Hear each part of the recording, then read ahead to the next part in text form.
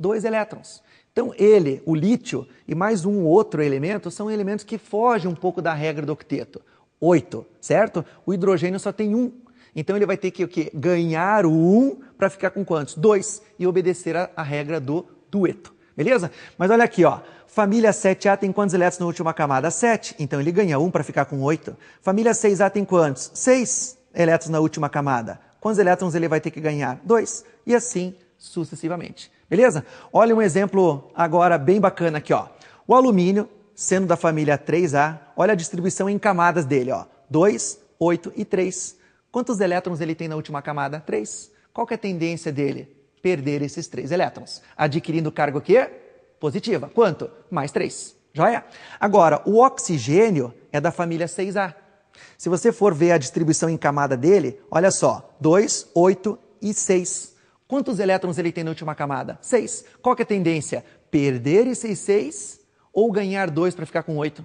Ganhar 2. Então, olha o que vai ficar aqui, ó. O alumínio, que tem uma carga de mais 3, e o oxigênio, que tem uma carga de quanto? Menos 2. Mais 3 com menos 2 é igual a 0? Não. O que você faz? Cruza os valores. Então, o 2 desce e o 3 desce. Qual que é a forma molecular desse composto? Al2O3, óxido de alumínio. Beleza? Simples, não? Ligação iônica é muito simples mesmo. É só você saber a carga. Como é que você descobre a carga? Distribuição eletrônica e fazer o cruzamento dos valores de cada carga. Beleza? Agora, as características dos compostos iônicos. O composto iônico, como a gente acabou de observar, ele é formado por quê? Por cargas, certo? E essas cargas dão algumas características dos compostos iônicos. Quem são os compostos iônicos principais? As bases e os sais. Beleza? Agora, quais são essas propriedades? Primeiro, são bons condutores de corrente elétrica quando em solução aquosa. Eles são sólidos cristalinos, formando um retículo cristalino, como nós podemos observar na figura do NaCl, que é o cloreto de sódio. Eles possuem uma ligação tão forte, que é um positivo e negativo, que eles possuem elevadíssimos pontos de fusão e ebulição. Bom, o experimento de condução de corrente elétrica é baseado na formação ou na liberação de íons em solução. Podemos aqui, com um experimento simples de laboratório, dar essa noção de condução de corrente elétrica. Tem que ter íons, beleza? Então, olha só, vou pegar uma água destilada, água pura, isenta de impurezas, certo? Aqui nós vamos ter uma lâmpada, vocês podem observar, ela está ligada na tomada, mas não está acendendo. Por que não está acendendo? Porque os eletrodos estão separados. Se eu encostar um no outro, a lâmpada acende, beleza? E agora eu vou colocar dentro da água. Só que a água é um composto molecular, não possui íons em solução, é água pura. Então, olha só, colocando os 2 eletrodos, notem que a lâmpada não acendeu. Por quê? Porque não possui íons em solução. Joia? Agora, se eu pegar um açúcar, normal, e colocar um pouco de açúcar, que possui praticamente a mesma propriedade da água, é um composto molecular também, não vai liberar íons ou não vai dissociar em íons, não vai separar em íons, vocês vão observar que também não vai ter condução de corrente elétrica. Beleza? Agora, se eu pegar mais um bekerzinho, colocar mais um pouquinho de água, beleza?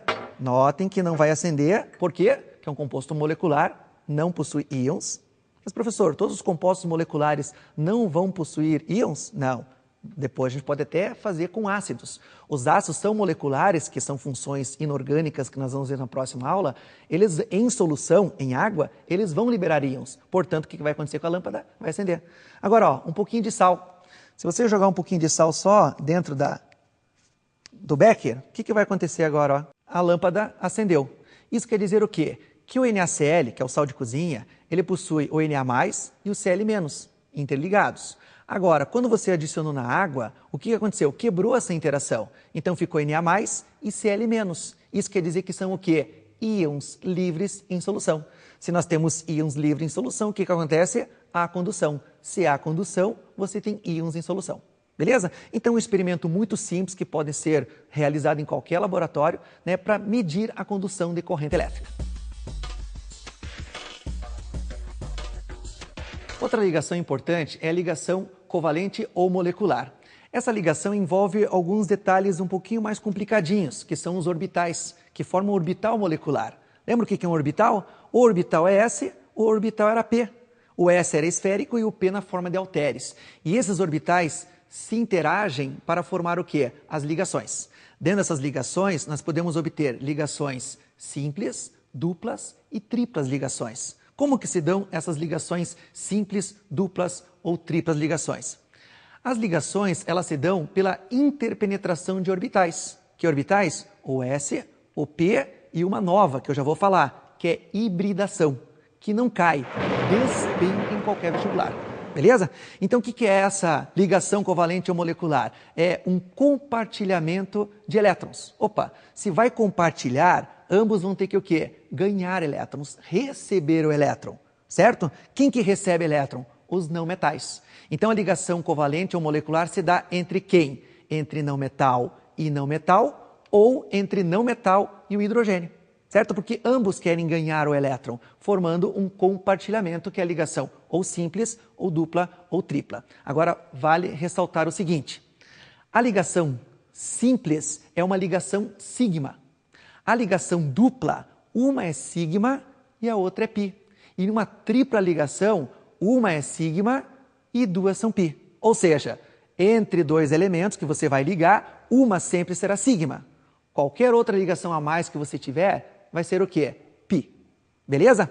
Agora, ó, olha só um exemplozinho que nós podemos obter aqui, ó, do HCl. Né? Ó, por exemplo, ó, o hidrogênio, primeiro elemento da tabela periódica, número atômico 1, distribuição eletrônica 1s1. Lembra que eu falei? Ele pode perder esse elétron? Não. Então ele vai ter que o quê? Ganhar 1 para ficar com 2, a regra do dueto. O cloro, se você fizer a distribuição eletrônica para 17, vai dar quanto? Até 3p5. Ou seja, 2, 8... E quantos elétrons ele tem na última camada? 7 também.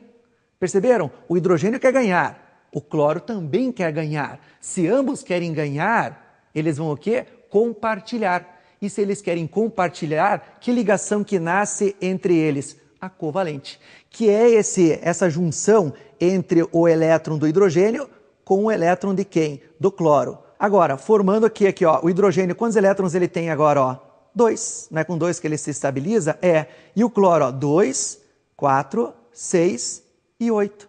A regra do octeto está firmada. Então, que estrutura que você vai obter? Ó, como é um compartilhamento de um par de elétron, que ligação que nasce? Uma ligação simples, que a gente chama de ligação o quê? Sigma. Beleza? Outro exemplo é do oxigênio. Ó. Se você pegar a molécula de oxigênio, o átomo de oxigênio, o número atômico é 8. Se você for fazer a distribuição eletrônica dele,